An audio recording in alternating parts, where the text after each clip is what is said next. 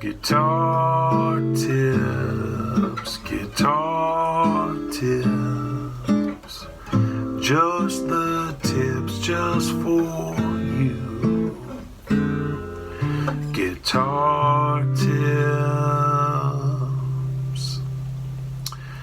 Hello and welcome to another episode of Guitar Tips. This is part of the ABCs of Guitar Tips. If you've been following along for the past many weeks, then you already know the deal. But, the way YouTube works, you might have discovered this because it was recommended because you watched something else. So you might not know the whole backstory. If that's the case, check out the playlist, the ABCs of Guitar Tips playlist, and go back to the beginning to A, where I talk about alternate tunings.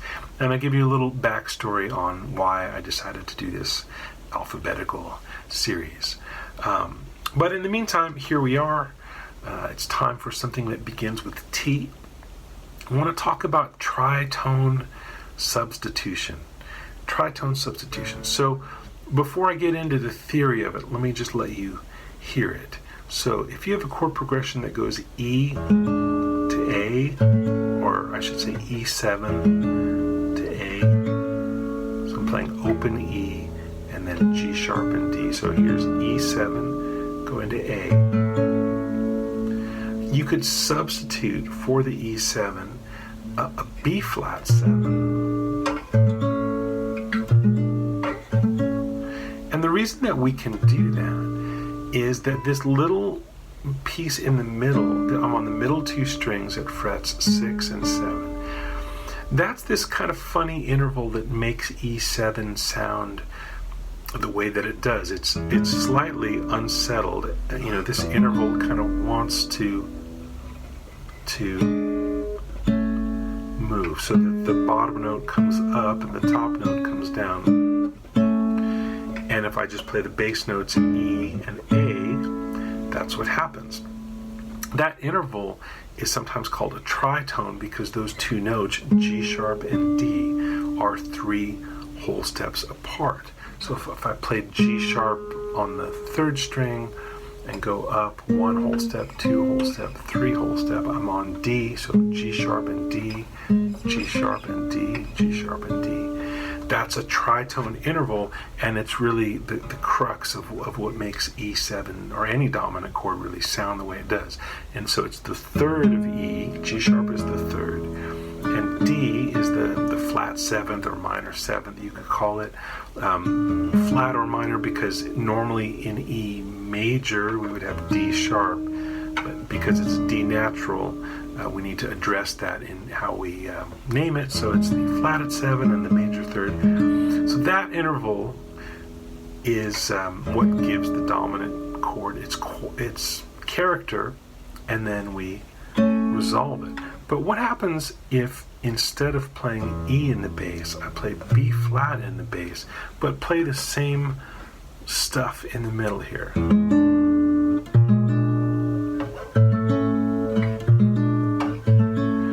That still sounds pretty cool, and as it turns out, this stuff is still doing the same thing on the inside. That's just because of a weird quirk of tritones. It's kind of a symmetrical. From G sharp to D is 3 whole steps, and if I go up 3 whole steps from D, 1, 2, 3, I'm on G sharp again. So this interval can be kind of flipped upside down because of this weird symmetry. And as it turns out, if we think of these two notes instead of as the 3rd and flat 7, we think of them as the flat 7 and the 3rd of a different chord. That different chord is B flat. So A flat, formerly known as G sharp, A flat is the flat 7 and D is the 3rd. 1, 2, 3. Do, re, mi. That D is the 3rd. A flat is the flatted 7th. So that's that sound. So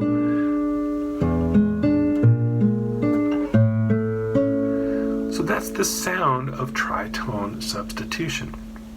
Now, does this mean anytime you see an E7, you can play B flat 7, and anytime you see B flat 7, you can play E7? No, but almost. The kind of determining factor as to whether or not tritone substitution is going to be a good choice in any particular chord progression is the chord that follows the dominant chord. So if you're playing a chord progression where after E7 the chord is A minor or A major or A dominant or really any kind of A chord, then what you've got is the root motion is going up a fourth. E, A, or, whether it's minor or dominant or whatever, it's still E, A, and that's up a perfect fourth. So that means that that dominant chord is a functioning dominant chord. It fulfills its potential. It starts with this tension, and then the bass moves up a fourth, and this tense interval resolves to here, or perhaps to here. And then there's a settling. So that's a functioning dominant chord. But if the E7 goes anywhere else, not to A something, then it's just a colorful dominant chord that's not functioning. And we'll just ignore that.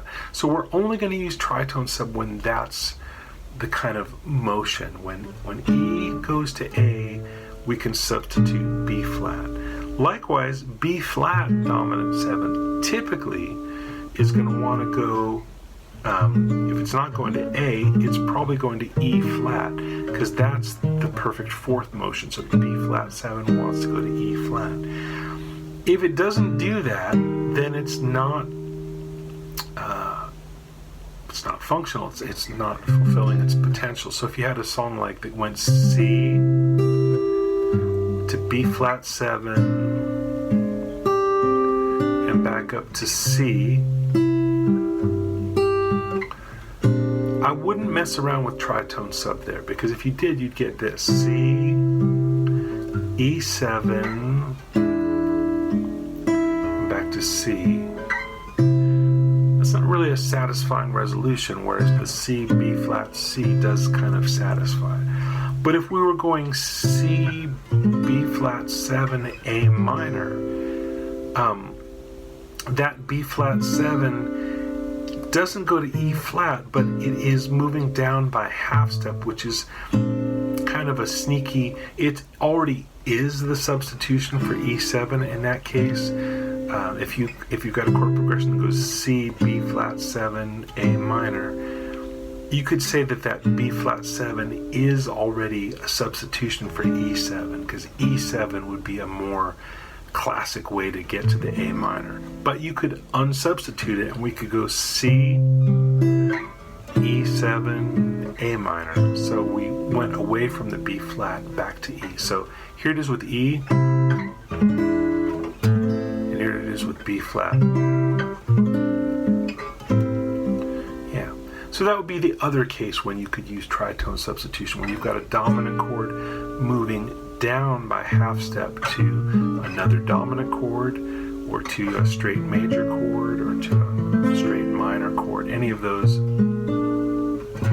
could become E7 instead of B flat. So that's how you use it. Look for it in jazz tunes that you know, if you know some jazz tunes. It also sometimes can come up in like more sophisticated-y singer-songwriter stuff like James Taylor or Paul Simon. You might find examples of it in their writing. If you're a songwriter, or if you're just arranging cover songs that other people are writing, see what happens if you throw some tritone substitution in there. It's a matter of taste. You might play something and somebody gives you a funny look, like that's not cool, but hopefully they'll give you a look like, dang, that was really cool. What did you do just there? That's what I'm going for when I throw in chord substitution. I want to kind of get away with something that's not what's expected, but also do something that has some kind of musical logic to it, so that it sounds surprising, but also sounds kind of right. That's what I'm going for. So that's Tritone Substitution, letter T, ABCs of Guitar Tips. I'm Adam Levy here in Los Angeles, California. Until next week, stay tuned and take good care.